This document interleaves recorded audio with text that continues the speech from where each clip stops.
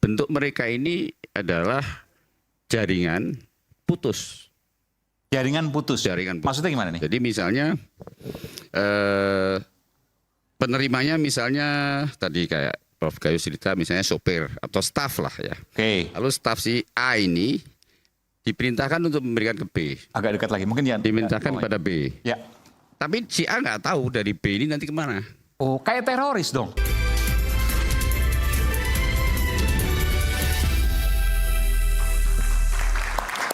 Kembali di Rakyat Bersuara. Tadi berapi-api apa yang disampaikan oleh Bung Refli Harun termasuk soal... Bro Aiman bisa nggak nambahkan? Anda kan dulu ada juga kan pernah membongkar kasus-kasus besar yang kapitalisasinya sampai ratusan triliun kan? Coba bayangkan, kita heran sama Zarub Rikar. Tapi ada satu kasus yang saya ingat ya, mudah-mudahan saya nggak salah, yang terkait sama Sambo, itu ada uang yang konon sampai 100 triliun minus 1. Bukan, Triliun. 100 triliun minus 1 rupiah. Ya. Bayangkan. Tadi saya ditantang. Saya pernah mewawancara itu ke... Tadi saya ditantang. Ada nggak segede gitu? Uang. Kan ada kan?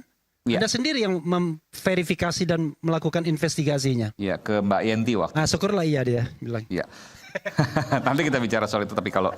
Saya ingin tanya, tadi begitu berapi-api Bung Refli mengatakan bahwa freeze, seleksi ulang, pertanyaan saya, atau tadi ya, freeze, seleksi ulang siapa? Ada Prof. Har di situ, ada Pak Susno, ada Prof. Gayus.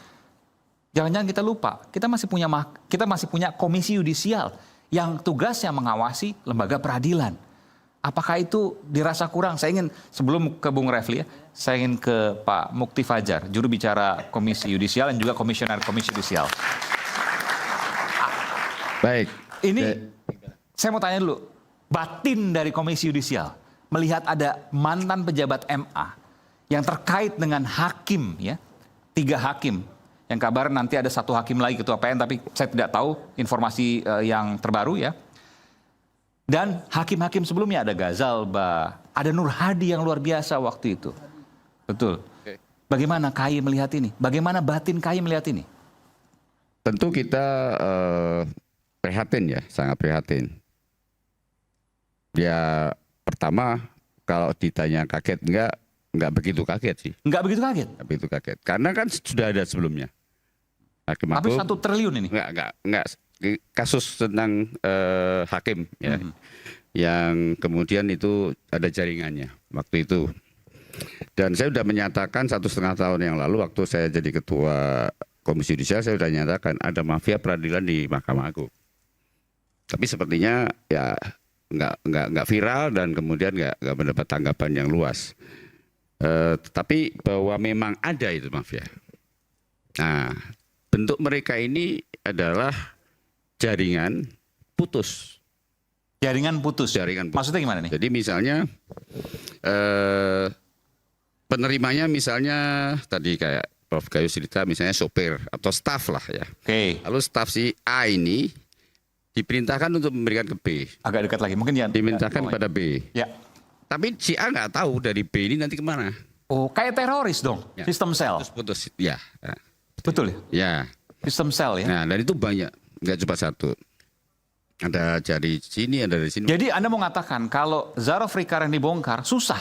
Nah, yang kemudian menjadi agak mengagetkan Sebentar, sedikit. Zarub Rikar dibongkar susah karena sistemnya putus. Gimana, Pak Jubir? Kan dia yang paling ujung ya. Oke. Kalau ujung nanti kita berasumsi bahwa dia yang akan berhubungan dengan hakimnya langsung. Oke. Nah, kalau KAI kan fokusnya ke hakim. Ya. Nah, kalau misalnya tadi Mas Refli tadi udah sampaikan, kalau dikapitalisasi, sekarang kita balik. Nah, yang dipegang ZR ini kan honor justip ya. Jasa titip. Nah, Seperti yang Pak Mahfud katakan tadi. 1 miliar 1 kasus. Kalau 1 triliun 1000 kasus. 1 kasus majelisnya 3. Berarti kemungkinan ada 3.000 hakim. Nah, ini yang baru kemudian kayak wah ini nggak main-main nih. Di kasus ini. Ya, ini nggak main-main ini. Berarti ya memang tadi ada apa? Kalau Tata Negara mengatakan ini posisi genting. Negara dalam keadaan darurat dan sebagainya mungkin saja bisa dibawa ke arah sana ya. Karena dari jumlah hakim total sampai hari ini 7.800-an ya. Jadi hampir 8.000. Itu 3.000-an lah katakanlah gitu ya. Ini asumsi ya, hitung-hitungannya Kalau asumsi. satu hakim main 1 kali, tapi kan bisa aja satu hakim main 100 Ya, kali. artinya Bisa kalau aja. tadi angka tadi itu just tip, itu kan ada 3.000. Berarti hampir separuh dong. Itu yang kemudian menjadi concern KY hari ini. Kayaknya kita nggak bisa selesaikan case per case. Kita akan rubah semuanya melalui reformasi peradilan. Gimana itu? Yang pertama adalah sistem. Ya, sistemnya kita rubah. Bagaimana sistem itu kemudian tidak memudahkan orang bertransaksi. Kalau saya menggunakan istilah sekarang ini kan peradilan seperti market ya, seperti pasar, ada jual beli tadi. Yang dijual belikan kasus. Bahkan banyak teman-teman misalnya yang mengatakan kalau datang ke pengadilan itu sudah ada yang menawarkan gitu kan. Ada masalah bisa dibantu atau apa dan sebagainya. Jadi sudah seperti apa? Ya ada transaksional gitu lah. Nah, ini bagaimana kemudian merubah, mengembalikan hitohnya ke lembaga peradilan yang agung mulia. Jangan jadi pasar dong. Itu satu. Jadi misalnya membuat barrier-barrier supaya orang ini nggak bisa mudah menemui hakim dan seterusnya. Kedua, kelembagaannya. Ya, tentunya kelembagaannya ya hari ini Mahkamah Agung sebaiknya ya jujur-jujur saja, terus terang aja, toh ini sudah menjadi viral, semua orang tahu bahwa Mahkamah Agung terpapar gitu ya. Terpapar mafia. Mahkamah Agung terpapar mafia. Ya, Harus diakui itu. jajarannya sampai ke bawah. Ya. Jujur aja, toh itu lembaga negara dan tanggung jawabnya juga bukan di Mahkamah Agung aja. Kalau memang nggak mampu, libatkan lembaga-lembaga yang lain tadi misalnya, ya mungkin tidak hanya yudikatif. Ya. Nah, kalau mitra mungkin KY ya, KY bisa dulu yang kasus awal juga sudah melibatkan Komisi Yudisial untuk melakukan perbaikan, tapi kemudian tidak bergulir lagi. Dulu waktu masih Pak Mahfud, kemudian ketua yang lama Pak Safruddin dan KPK waktu itu, kita sudah mencoba merancang gitu. Tapi tidak bergulir, lalu kemudian muncul kasus-kasus tersebut yang lebih bombastis gitu ya. Nah, jadi kelembagaannya ini yang kemudian perlu dibenahi. Kalau MA sendiri saya pikir nggak akan mampu dan mungkin minimal nggak akan terlegitimasi. Harus ada pihak luar. Iya. Anda setuju dengan usulan Bung Refli tadi? Dibukukan sementara Mahkamah Agung. Kalau dibukukan jangan lah ya. nanti chaos ya. Kemarin demo aja, itu aja peradilan antri semua. Cuti itu. Yang cuti itu. Oke. Ya, jadi mungkin sistemnya bukan chaos itu bukan nanti. di freeze ya.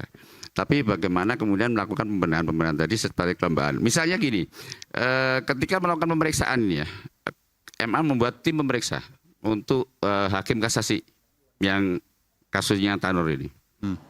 Itu kan sebenarnya kan bisa melibatkan Komisi Yudisial karena kita punya kesepakatan bersama. Untuk kasusnya saya tanya, Komisi Yudisial dilibatkan nggak untuk Zahra Fikar? Kemarin saya tagih itu Pak Yanto. Karena ada itu peraturan bersama tentang melakukan pemeriksaan bersama. Jadi belum diajak ini. Nah, kemarin saya tanyakan itu, beliau menjawab, oh ini belum tim pemeriksa, ini baru tim klarifikasi. Apapun lah ya. Oke, kita hargai lah. Mungkin baru masih tim klarifikasi. Tapi kalau kita melibatkan KY atau kemudian kan ada legitimasi dari masyarakat bahwa OMA melibatkan pihak luar.